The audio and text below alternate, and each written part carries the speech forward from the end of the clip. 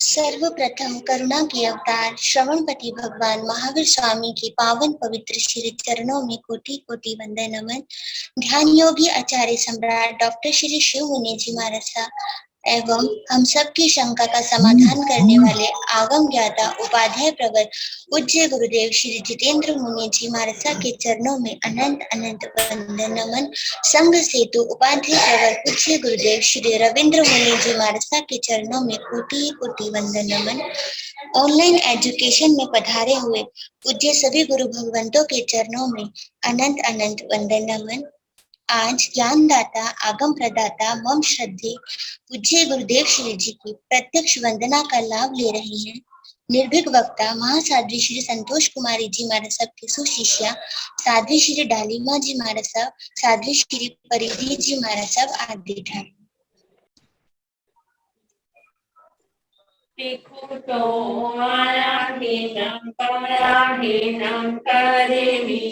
वंदामि नामं स्वामी सत्कारेमि सम्मानेमि कल्याणं मंगलं देव्यां चेयं भजवा स्वामी मते तीर्थो आयामीनं पयामीनं करेमि वंदामि नामं स्वामी सत्कारेमि सम्मानेमि कल्याणं मंगलं देव्यां चेयं भजवा स्वामी मते तीर्थो आयामीनं पयामीनं करेमि वंदामि नामं स्वामी सत्कारेमि सम्मानेमि कल्याणं मंगलं देव्यां चेयं भजवा स्वामी मते वंदा।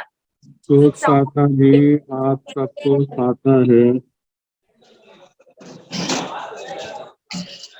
सर्वप्रथम उपाध्याय प्रवर अन्योग प्रवर्तक पूज्य श्री कन्हैया लाल जी महाराज कमल के शिष्य तपो के श्री संजय मुनि जी महाराज को 13वें उपवास की सुखता पूछते और अनुमोदना करते हैं।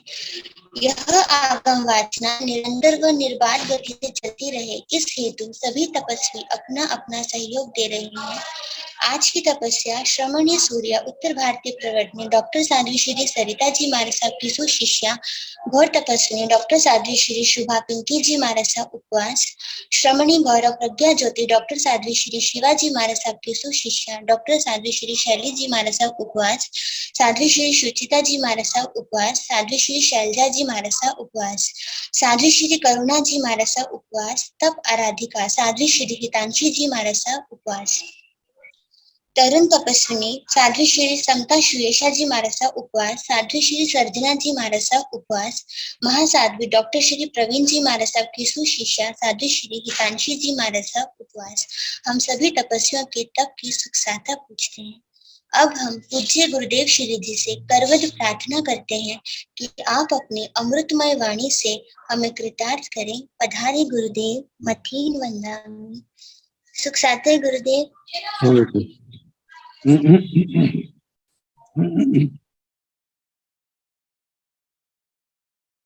नमो हरिहंताण नमो सिद्धाण नमो आयर्याण नमो योगध्यायाण नमो लोय साहुण येषु पंच नमोकारो सर्व पाव प्रणशनो मंगलानंत संदेश परमं भवै मंगलम्।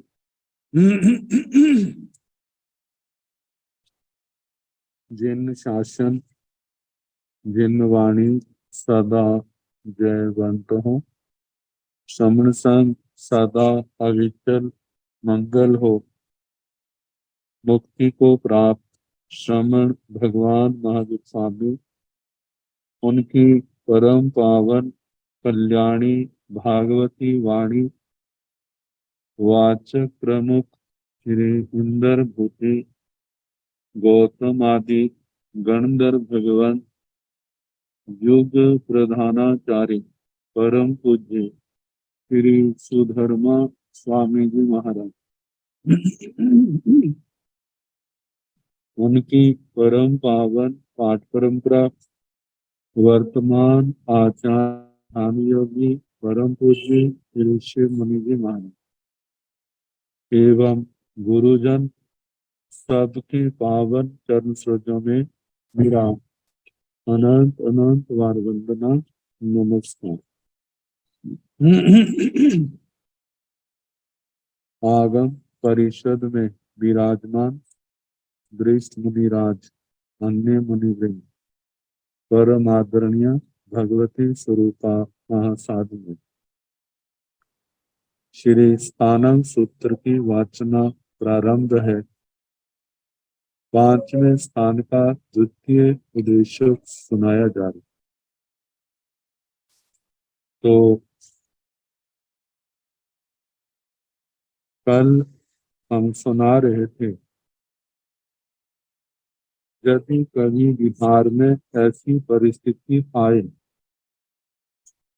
जिनके कारण से अपवादिक स्थिति में एक स्थान पर साधु साधियों का रुकना,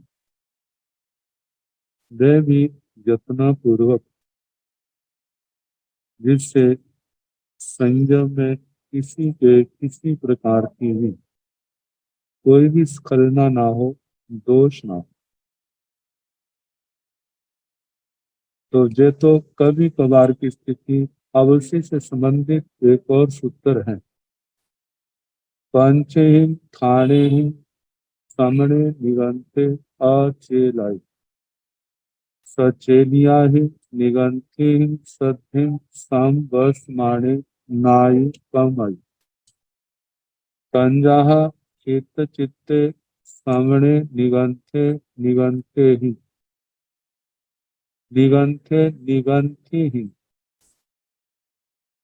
समणे निगंते निगंते ही अविच माणे ही अचेलाय सचेलिया ही निगंते ही सद्धिम संबस माणे नाई कमई एव मेण गमयण चित्त चित्ते जखा इत्थे उम्माय पत्ते निगंथी पब्बा वी आए समणे निगंथे ही अविज माणे ही अचेलाई सचेलिया ही निगंथे ही सद्धिं संबस माणे नाई कमई।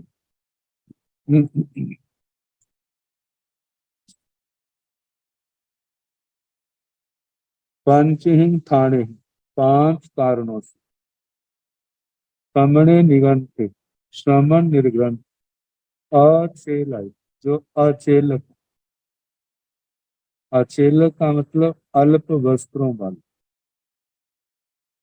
परमाणु पे वस्त्रों वाला, समणे निगंते श्रमण निर्ग्रंथ, ये एक वचन में प्रयोग है तो मतलब अकेला। सचेलिया ही निगंती, सचेलक साधवियों के साथ, सद्धिन साथ, सम व समाने, इन परिस्थितियों के कारण, समवश माने इकट्ठा साथ रहता हुआ, नाई कम, भगवान की आज्ञा का अतिक्रमण नहीं करता, आज्ञा का उल्लंघन नहीं करता। तंजाहा जैसे के खित चित्ते, क्षिप्त चित्त, जिसका दिमागी संतुलन बिगड़ गया,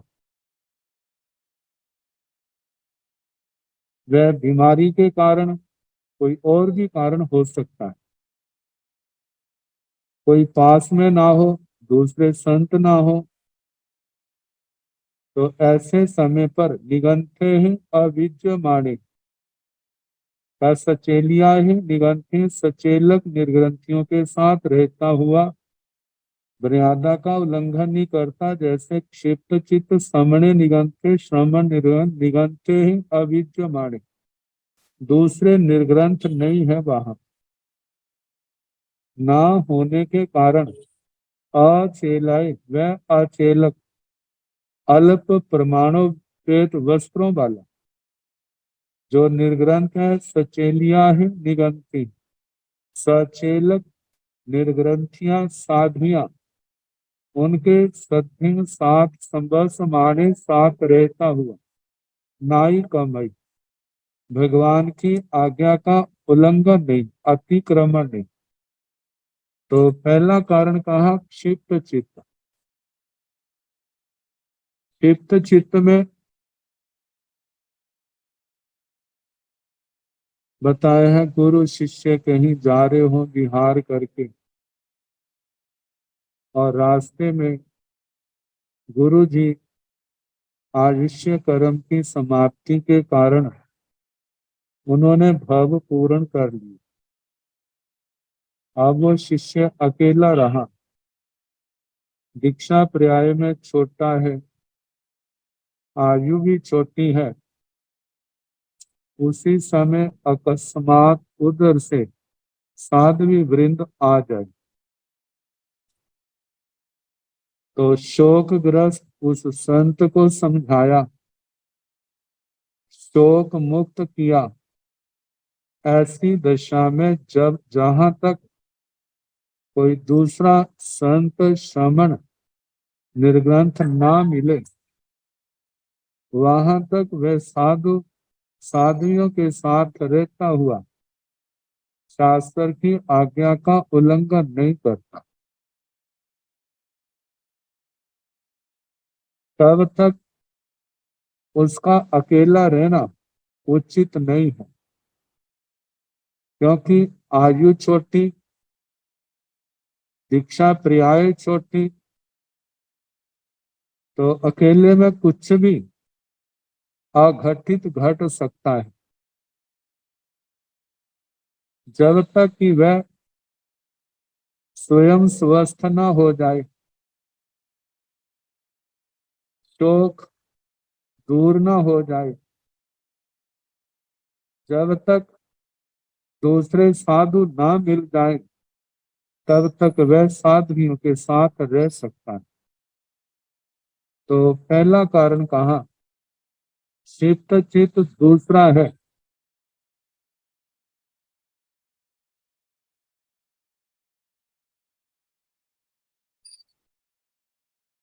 एवं एण गमयण चित्त चित्ते, एवं इस प्रकार एण गमेण, इसी अलापक के माध्यम से, इसी शैली से, दीप्त चित्त दीप्त चित्त, दीप्त चित्त के संबंध में कहा कि जो साधु अति हर्ष से पागल जैसा हो रहा, संभव है गुरु के देवलोक में गमन कर जाने पर वह देव रूप में स्वर्ग से दर्शन देने आए, शिष्य को या साथी साधु को तेरा भावी जीवन हर दृष्टि से समुज्वल है, बहुत अच्छा होगा, ऐसा कह करके अदृश्य हो गए।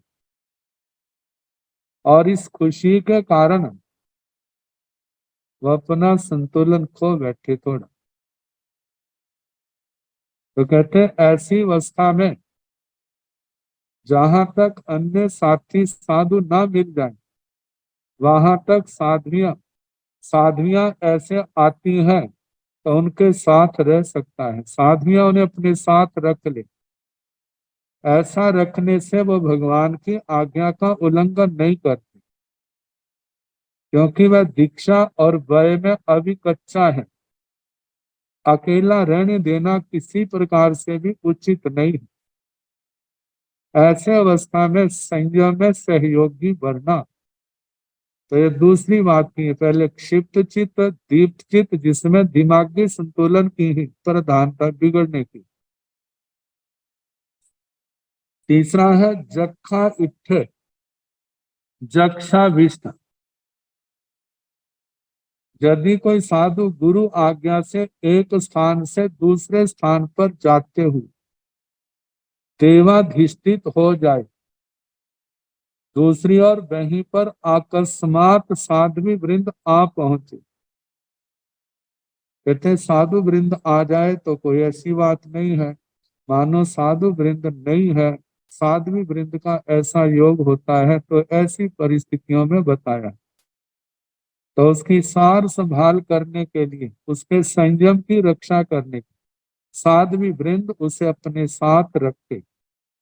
वह कह दे कि मुझे, जो साधु जी कहता है कि मेरे को अमुक साधु के पास पहुंचा दो, तो वो साधुयां वैसी व्यवस्था करे।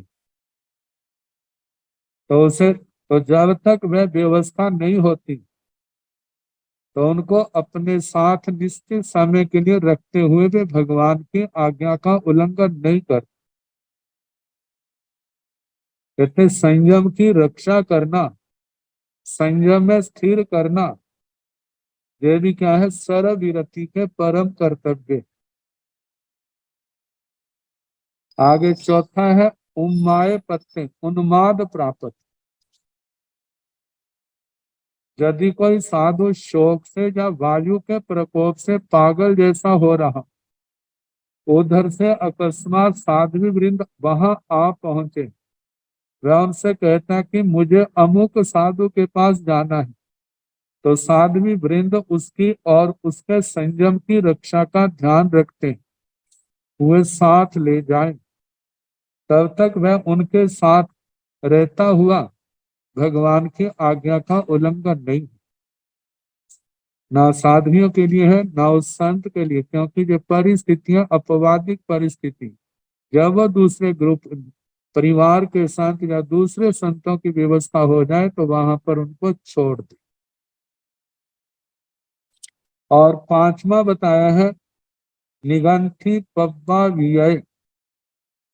मानो किसी को निर्ग्रंथि साध्वी ने, साध्वियों के परिवार में बड़ी साध्वी ने, कोई विरागी है, पढ़ाया लिखाया योग्य बनाया और समय आने पर दीक्षा दी, और जब तक दूसरे संत नहीं आते हैं तब तक वह उसकी देखभाल करते हुए उनको अपने साथ रख सकती।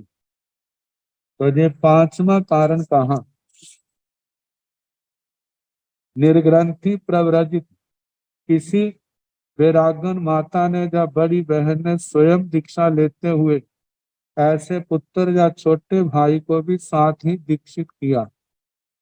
जो वय से दीक्षा से लघु है उसे तब तक साध्वी वृंद साथ रख सकता है जब तक दूसरे श्रमण निर्ग्रंथ न मिल जाए। ऐसा करते हुए तथा साधु उनके साथ रहते हुए मर्यादा का भंग नहीं करता। नव दीक्षित की सार संभाल करना उतना ही जरूरी है जितना एक बच्चे की पालना आवश्यक होती। तो ये पांच कारण बताए हैं। समणे निगंते ही अविद्यमाने ही अचेलाय सचेलिया ही निगंते ही सद्धि संभस्माणे नाई कमाई। श्रमण दूसरे निगंतों के न होने पर ऐसी परिस्थिति में अचेलाय अचेलक वह निर्ग्रंथ सचेलिया ही निगंती सचेलक निर्ग्रंथियों के साथ साधवियों के साथ संभस्माणे नाई कमाई, साथ रहता हुआ भगवान की आज्ञा का उल्लंघन नहीं कर। तो पांच कारणों का वर्णन हुआ। अब इसके आगे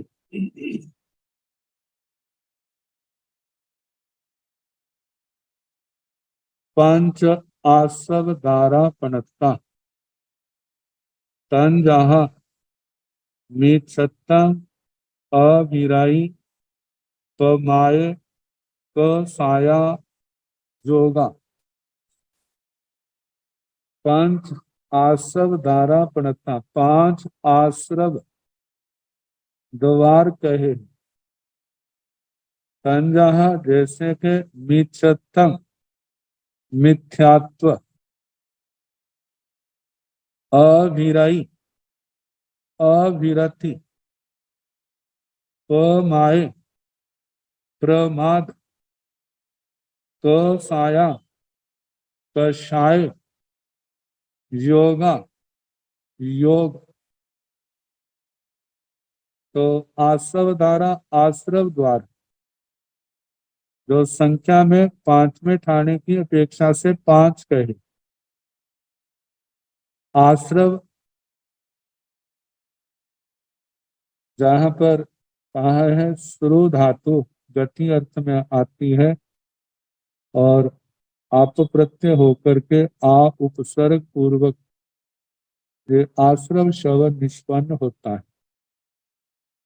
तो इसका अर्थ आना होता है। तो जो परिभाषिक शब्द है तो इसके संबंध में कहा जाता है कर्मों का आगमन। कर्मों के आगमन को आश्रवण आश्रव कहा जाता है। तो कर्मों के आगमन के जो हेतु है वे संख्या में 5 कहे। तंजहा जैसे के मिच्छत्तम मिथ्यात्व, मिथ्यात्व शब्द जो है मिथ्या को तो प्रत्यय लगाने से मिथ्यात्व बना है।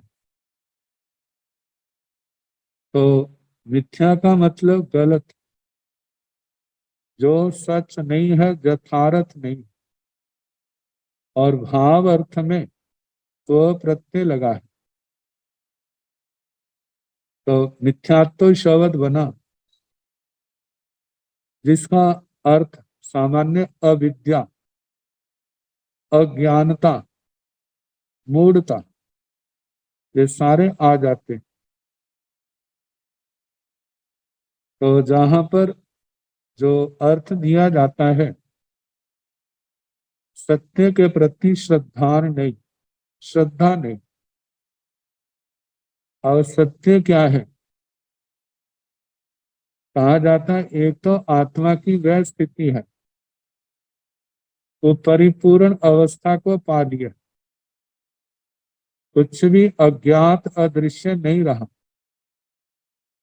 तो ऐसे समय तो सब कुछ यथार्थ दिखाई देता है। कहीं पर भी मतलब के अयथार्थ के दर्शन नहीं होते। लेकिन जो अल्पज्ञ हैं उनके लिए इस स्थिति तक पहुंचना संभव नहीं है। तो जो पूर्णता को प्राप्त हो गए हैं उन्हीं के वचनों का सहारा लेकर के इस मार्ग पर बढ़ते, तो उन्हीं का सहारा जो है हमारे सामने 3 रूपों में आता है, देव, गुरु और धर्म। अरिहंत देव निर्ग्रंथ गुरु केवली प्ररूपी धर्म। अरिहंत देव जिन्होंने 4 घाती कर्मों को क्षय कर दिया, सर्वज्ञ सर्वदर्शी है, यथाख्यात चारित्र के स्वामी है, सब कुछ जानते हैं, सब कुछ देखते हैं। ऐसे अरिहंत परमात्मा वो भगवान का रूप है। और देव रूप में जो सुदेव, जिस लक्ष्य को अरिहंत परमात्मा ने पाना सिद्ध अवस्था और वह संसार के किनारे पर पहुंच गए, लेकिन दूसरी आत्माएं जिन्होंने बोध प्राप्त किया और इस मोक्ष मार्ग पर गतिशील आता है 36 गुणों गुरु मज्जन, 36 गुणों वाले मेरे गुरु हैं। पंच इंद्रिय संवरणो नाभ्य बमचर गुत्ती धरो 24 कसाय मुको इय 18 गुणे ही संयुक्तो पंच महब्बय युक्तो पंच विहायार पारण समत्तो पंच समियोति गुत्तो 36 गुणों गुरु मज्जन। पांचों इंद्रियों को जीतने वाले, 9 बाणों सहित ब्रह्मचर्य का पालन करने वाले, 4 कषायों से मुक्त ऐसी साधना करने वाले, 5 महाव्रत, 5 प्रकार का आचार, ज्ञानाचार, दर्शनाचार, चरित्राचार, तपाचार, वीर्याचार, 5 समितियां, 3 गुप्तियां, इनका जो पालन करने वाली आत्माएं, इस मोक्ष मार्ग पर चलने वाले साधु साध्वी जीवन जिन्होंने अपनाया, ऐसा त्यागी वर्ग क्या है, वो गुरुजन है। और धर्म जो है केवली पणत्तम धम्म, केवली पणत्तो धम्मो केवली प्रज्ञप्त धर्म, वह धर्म जिसकी प्ररूपणा, जिसका उपदेश अरिहंत परमात्मा ने दिया है, जिसमें ये सारा आता है। जिन 5 आश्रमों का त्याग करना, 5 संवर हैं उनकी आराधना करना, 17 प्रकार का संयम पालन करना, 12 प्रकार की तपस्या करना, अहिंसा संयम तप, ये सारे धर्म के रूप। श्रुत धर्म, चारित्र धर्म, आस्तिकाय धर्म।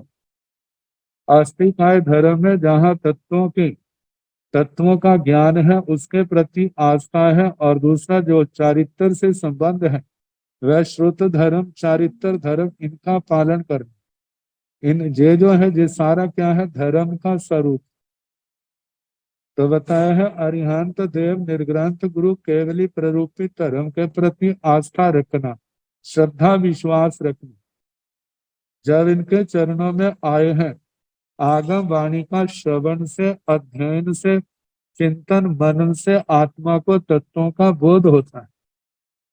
तत्वों के बोध के पश्चात में अपनी आस्था को विश्वास को दृढ़ करता है।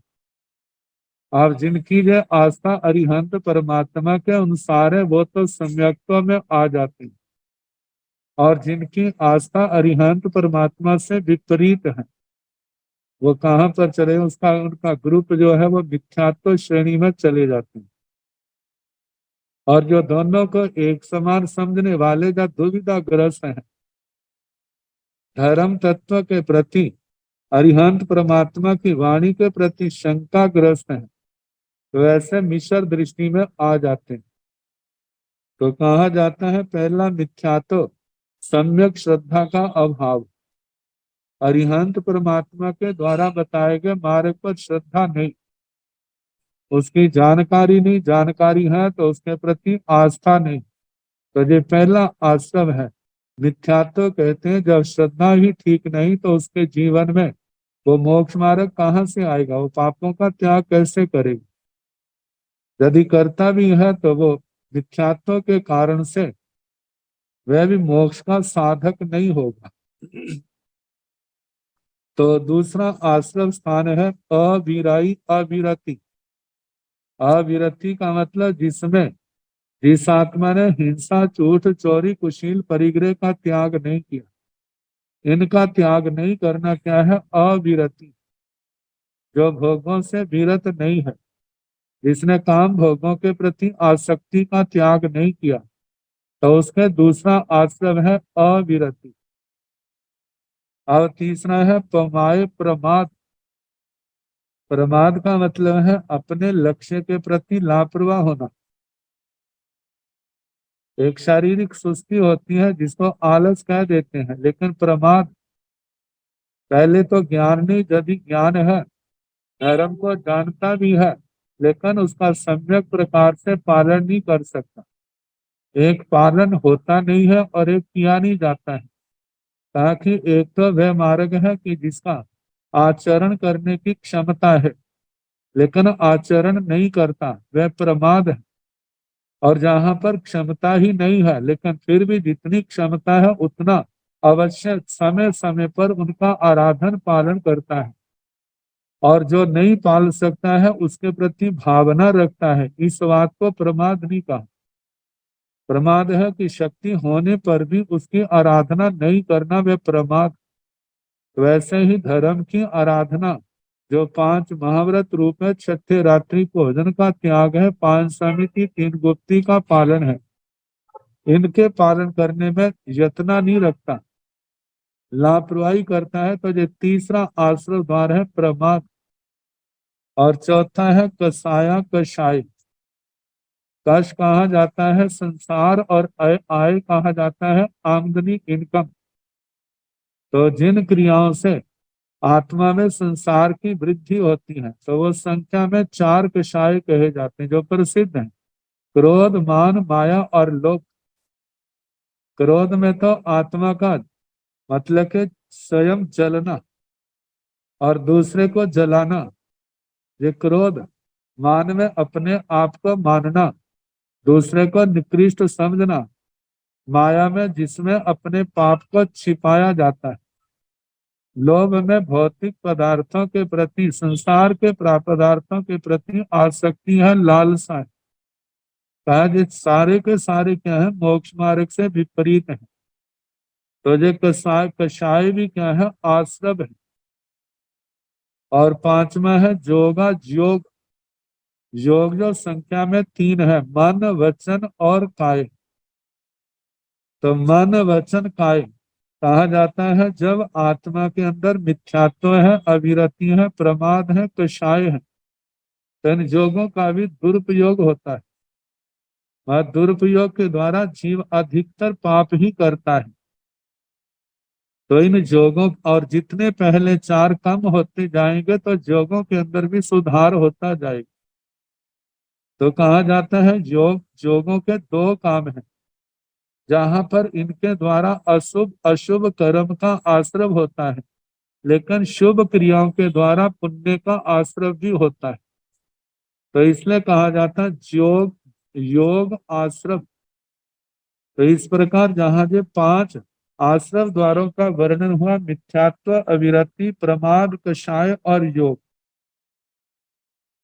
दूसरे स्थानों पर आश्रव द्वारों के रूप में प्राणातिपात, मृषावाद, अदत्तादान, मैथुन, परिग्रह का भी वर्णन आता है। जैसे प्रश्न व्याकरण सूत्र के संबर द्वारों में प्राणातिपात आदि 5 का वर्णन है, लेकिन यहाँ पर दूसरी पेक्षा से इनको कहा, क्योंकि ये भी क्या है, ये सारे के सारे आश्रव द्वार हैं।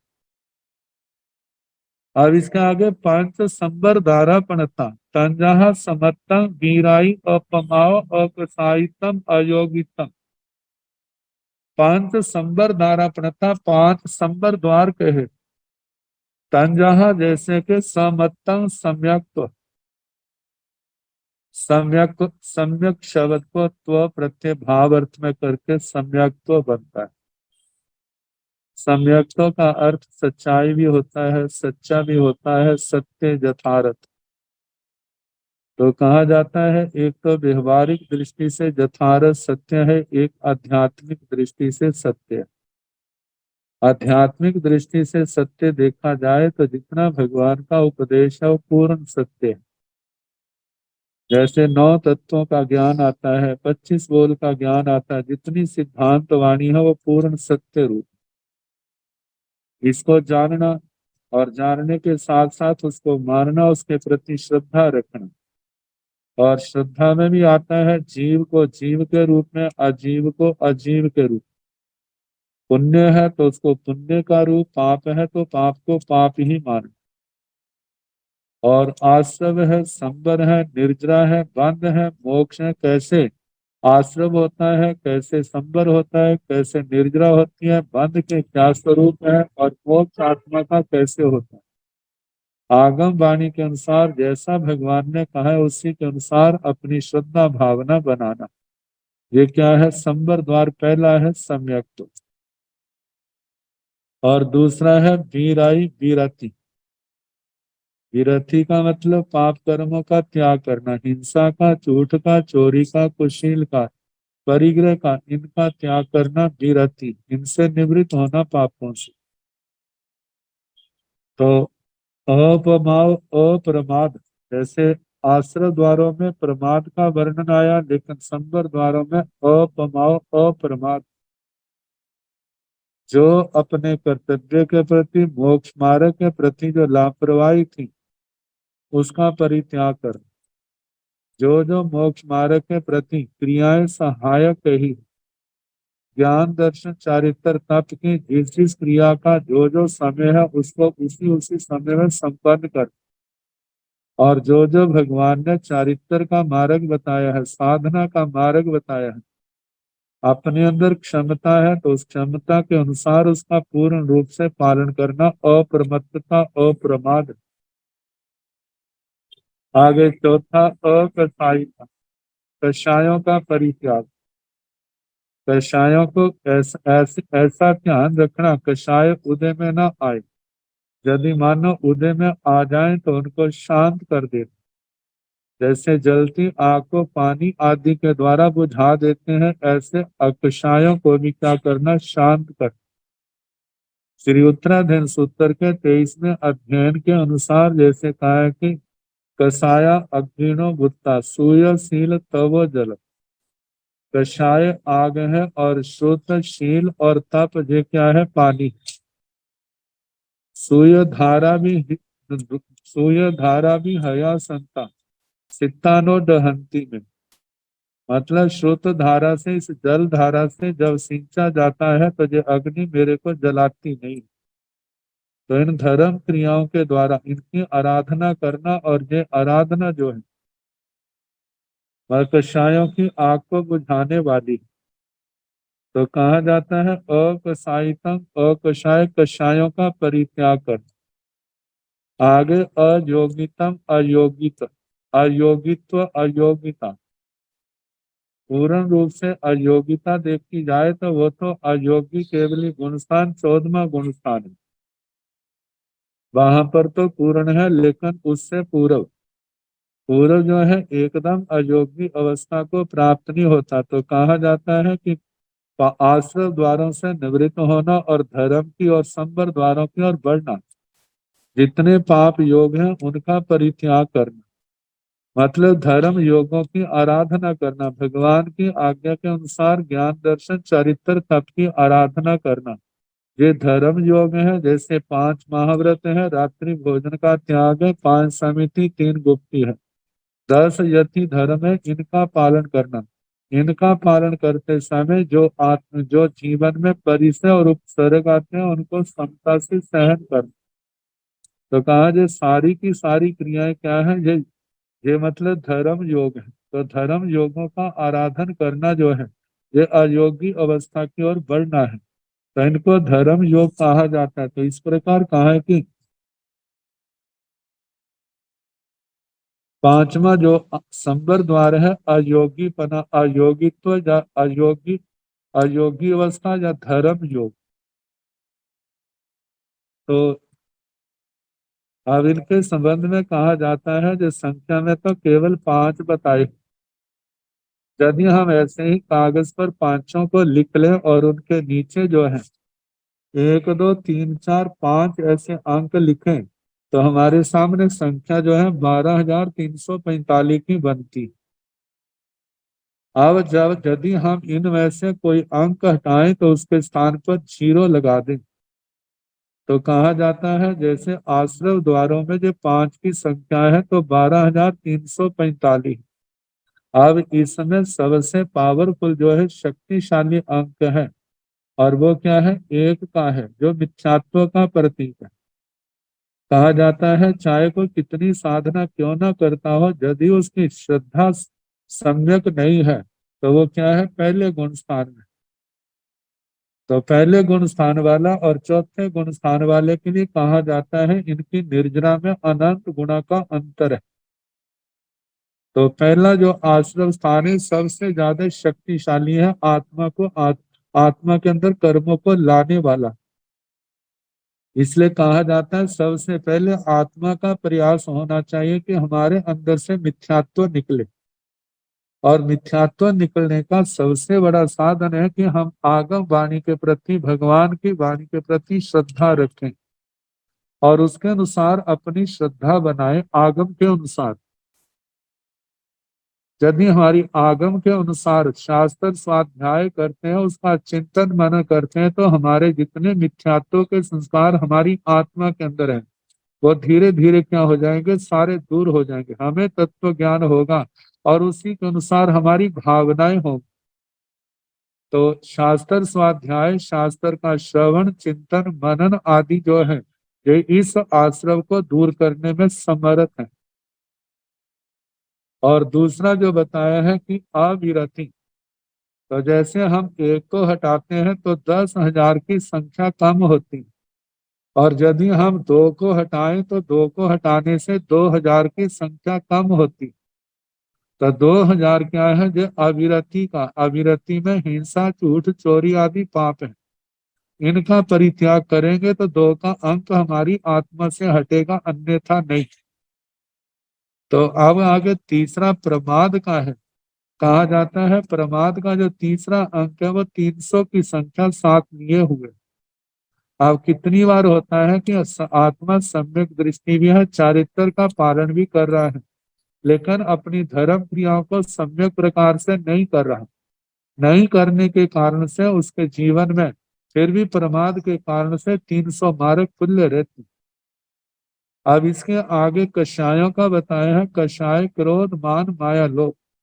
और जो कषाय भी जो है कि अपने साथ 40 की संख्या लिए हुए, लेकिन चार कषाय जो है यदि इनको ना सुधारा जाए, दूर ना किया जाए, तो ये बढ़ते बढ़ते आत्मा के मिथ्यात्व तक को, आत्मा को पहुंचाने में सक्षम बन जाते।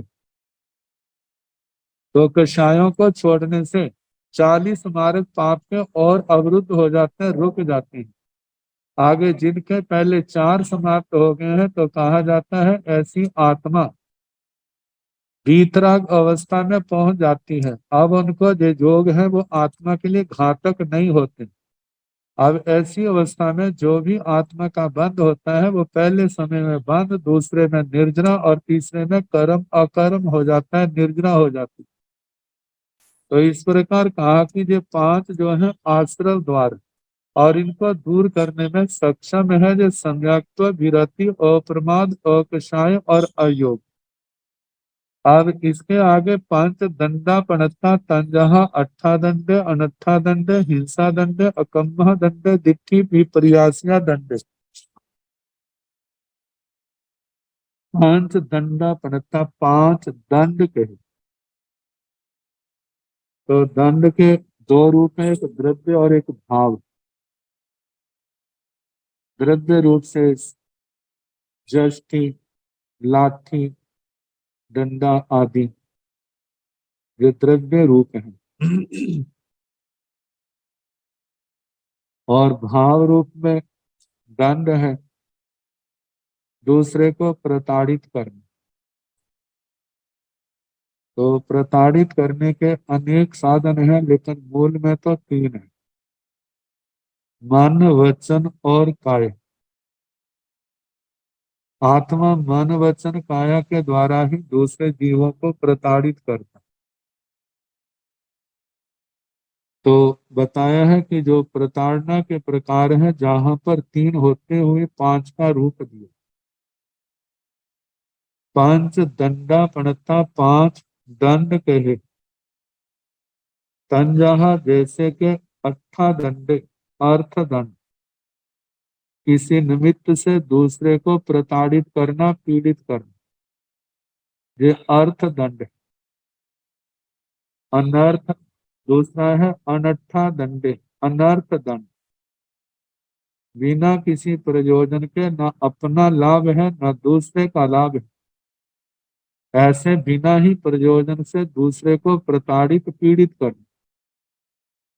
पहले में तो है कि किसी प्रयोजन से या किसी लाभ के लिए दूसरे को प्रताड़ित करना, लेकिन दूसरे में न अपना लाभ है न दूसरे का लाभ है, लेकिन व्यर्थ में ही दूसरे को परेशान किया जा रहा।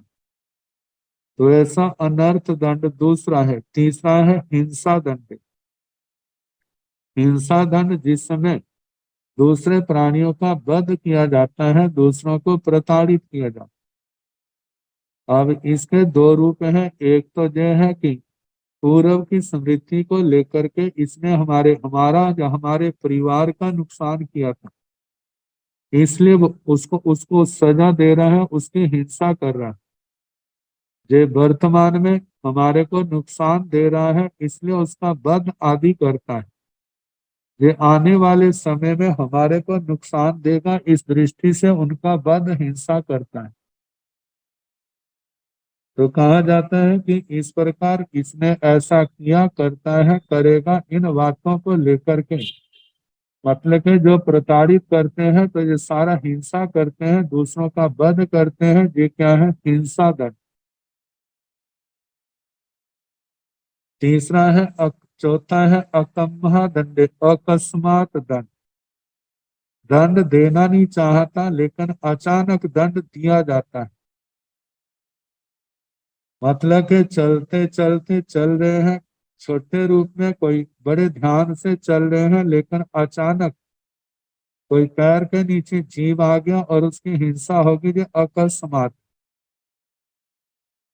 कई बार ऐसा होता है कि शिकारी आदि लोग मारना तो किसी को चाहते हैं, लेकिन अकस्मात कोई दूसरा प्राणी आगे आ जाता है तो उसकी हिंसा हो जाती है। ऐसा जो दंड है वो अकस्मात। ऐसे किसी भी स्थान पर नुकसान किसी और का करना चाहते थे लेकिन हो किसी और का, ये अकस्मात दंड। आगे पांचवा है दिट्ठी विपर्यासिया दंड, दृष्टि विपर्यास दंड।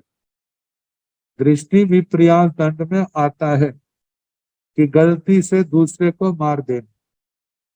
मतलब जब मार रहा है तो उसको और समझ करके मार रहा है, लेकिन बाद में उसको पश्चाताप करना पड़ता है, अरे मैंने तो ऐसा नहीं करना था। जैसे जो कोई मित्र है, मित्र को शत्रु समझ के मार दिया। मारना चोर को था लेकिन मारा गया कोई दूसरा और गलती से। तो ऐसा जो दंड है उसको दृष्टि विपर्यासी का दंड कहा जाता है। तो कहा जो सारे पांचों प्रकार के दंड जो है, ये सारे कर्म बंध के कारण है, जो आश्रम रूप है। तो अब इसके आगे 25 क्रियाओं का वर्णन आता है। 25 क्रियाओं का वर्णन दूसरे स्थान में भी आया था। वहां तो क्रियाओं के दो दो रूप दिए थे, लेकिन जहां पर पांच पांच के पांच ग्रुप बनाए गए तो इन क्रियाओं का वर्णन किया है।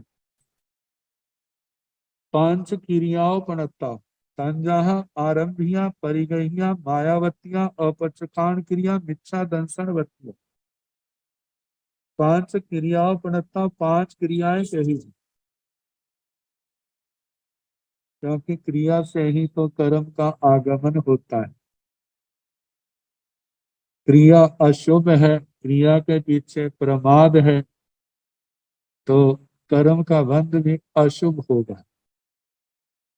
लेकिन क्रिया के प्रति जागरूक है, अशुभ क्रियाओं से बचता है, प्रमाद को छोड़ना है, कोई भी काम है यत्नपूर्वक करता है, तो वो क्रियाएं जो है संवर और निर्ग्रह का कारण बन जाती है।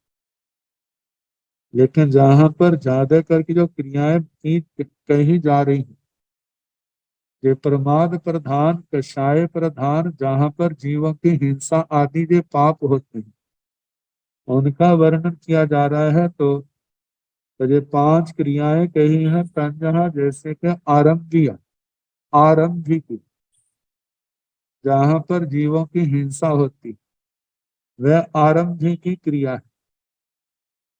परिगहिया, पारिग्रही की, परिग्रह से लगने वाली क्रिया, परिग्रह के कारण से लगने वाले दोष, लगने वाली क्रियाएं, वे पारिग्रही की हैं। तीसरा है मायावतिया, माया के कारण, छल के कारण, झूठ के कारण, जहां पर अपने पाप को छिपाया जाता है उसके कारण से लगने वाली क्रिया माया प्रकृति की। अपचखान क्रिया, अप्रत्याख्यान क्रिया, अप्रत्याख्यान क्रिया, प्रत्याख्यान नहीं करने के कारण से लगने वाली क्रिया प्रत्याख्यान की क्रिया। और मिथ्या दंशन वत्या, मिथ्यात्व के कारण से लगने वाली जो क्रिया है वह मिथ्या मिथ्या दर्शन प्रत्यय की है।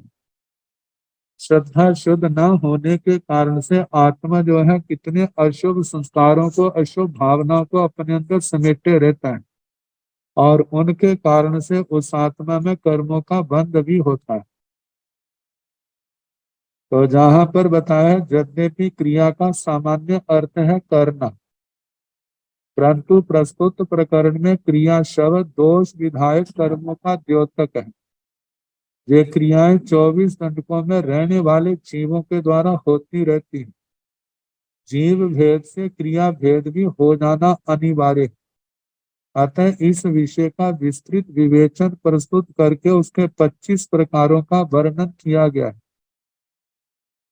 तो जिस जिस क्रिया का जिस जिस दंडक में अवतरण संभव हो सकता है उसमें उसका समअवतार प्रदर्शित किया गया। तो पहले जो 5 क्रियाएं बताई, पहली आरंभिक की क्रिया, इंद्रियों की पोषणा के लिए, शरीर को सुख पहुंचाने के लिए, आजीविका के लिए, अपनी मान मर्यादा के लिए होने वाली हिंसा तथा असावधानी से होने वाली जीव हिंसा को आरंभिक की क्रिया कहते हैं।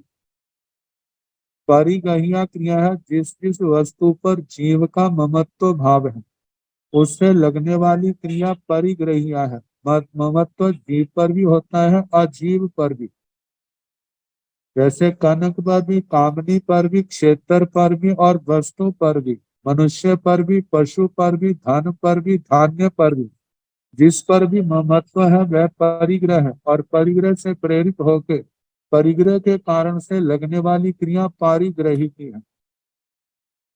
और मायावतियां कपट भाव से की जाने वाली क्रिया, जैसे अशुभ भावों को छिपाकर शुभ भाव प्रकट करना, दोषों को छिपाकर अपने को निर्दोष दिखाना, दूसरे को धोखा देना इत्यादि क्रियाएं माया प्रतीकी कहलाती। अप्रत्याख्यान अप्रत्याख्यानी क्रिया है कि प्रत्याख्यान को धारण नहीं करना, पाप कर्मों का त्याग नहीं करना, नहीं करने के कारण से लगने वाली क्रिया अप्रत्याख्यानी क्रिया है। और मिथ्या दर्शन प्रत्येकी सम्यक तत्वों पर श्रद्धा न करने से और अतत्वों में श्रद्धा करने से, सुदेव सुगुरु और सुधर्म पर श्रद्धा न करने से तथा कुदेव कुगुरु और कुधर्म पर श्रद्धा करने से, दोनों रूपों में मिथ्या दर्शन वाली क्रिया जो है जन्म लेती है, वो जीव को ये क्रिया लगती है। अब ये क्रियाएं किन किन दंडकों में कैसे पाई जाती है तो इनका वर्णन किया है। मिथ्या दित्यान निरयान 5 क्रियाओं प्रणता, जो मिथ्या दृष्टि नारकी है उनके 5 क्रियाएं लगती हैं, क्योंकि ये मिथ्या दृष्टि जो आरंभिया, परिगैया, मायावतिया, अपचखाणिया, मिथ्या दंशनवतिया। अब नारकियों में सम्यक दृष्टि भी होते हैं, मिथ्या दृष्टि भी होते हैं, मिश्र दृष्टि भी होते हैं। तो कहा जाता है जहाँ 5 का वर्णन होने के कारण केवल 5 क्रियाओं से जो संबंधित जीव है उन्हीं का वर्णन किया जा रहा है। तो जो सम्यक दृष्टि है उनको तो 5 नहीं लगती, उनको तो 4 लगती है, क्योंकि उनको मिथ्यात्व की क्रिया नहीं लगती। और जो मिथ्या दृष्टि है उनके लिए कहा जाता है कि उनको 5 क्रियाएं लगती हैं, आरंभिया, परिगैया, मायावतिया, अपचखाणिया, मिथ्या दंशनवतिया।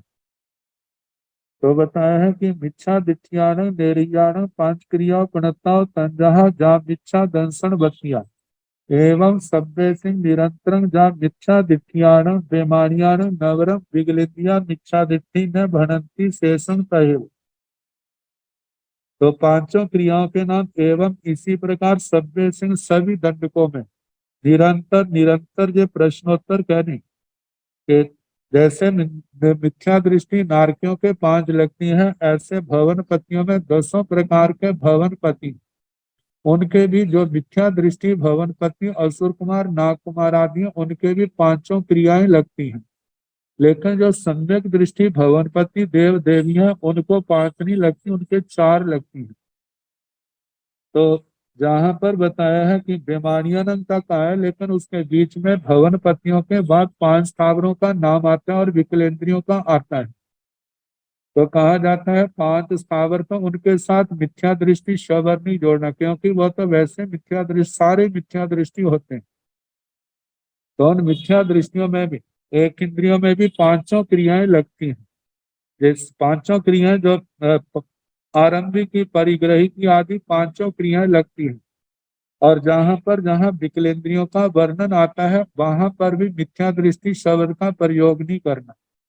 कहा जाता है वैसे वहां पर सास्वादन सम्यक तो पाई जाती है, तो जहां पर कहा है कि उस सास्वादन में भी 5 क्रियाएं लगती हैं, क्योंकि वह मिथ्यात्व के अभिमुख हैं।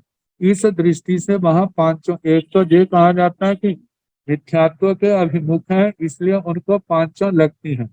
दूसरा ऐसा भी कहते हैं कि ऐसे सास्वादन सम्यक दृष्टि वाले बहुत थोड़े जीव होते तो है, लेकिन कभी कभार होते हैं, बहुत थोड़े होते हैं, इसलिए उनकी गणना नहीं की। तो इसके संबंध में धारणा ही होती है, कोई 5 मानते हैं, कोई 4 मानते हैं उन सास्वादन सम्यक दृष्टियों से।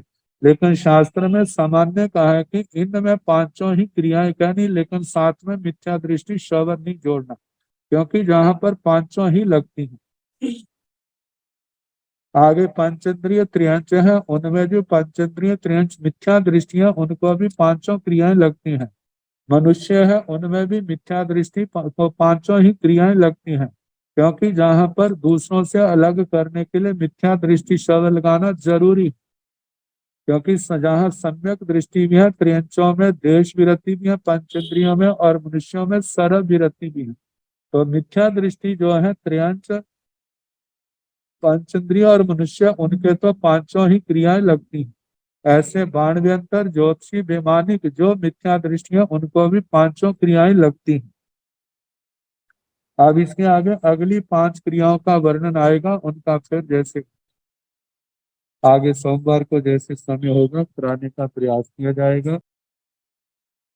नमो अरिहंताण, नमो सिद्धाण, नमो आयर्याण, नमो ओवध्यायाण, नमो लोय संस्माहुण, एसो पंच नमोकारो सब पावपणासनो, मंगलानंत संवेदिं परमं हवै मंगलम्। श्री चतारि मंगलम, अरिहंता मंगलम, सिद्धा मंगलम, साहु मंगलम, केवली मनतो धम्मो मंगलम, चतारि लोकोत्तम, अरिहंता लोकोत्तम, सिद्धा लोकोत्तम, साहु लोकोत्तम, केवली मनतो धम्मो लोकोत्तमो, चतारि शरणं प्रवज्जामि, अरिहन्ते शरणं प्रवज्जामि, सिद्धे शरणं प्रवज्जामि, साहु शरणं प्रवज्जामि, केवली मनतं धम्मं शरणं प्रवज्जामि। 4 शरण सुख करने, दुख करने, मंगल करने और शरणागति होए, जो भव प्राणी आत्पर अक्षय अमृत।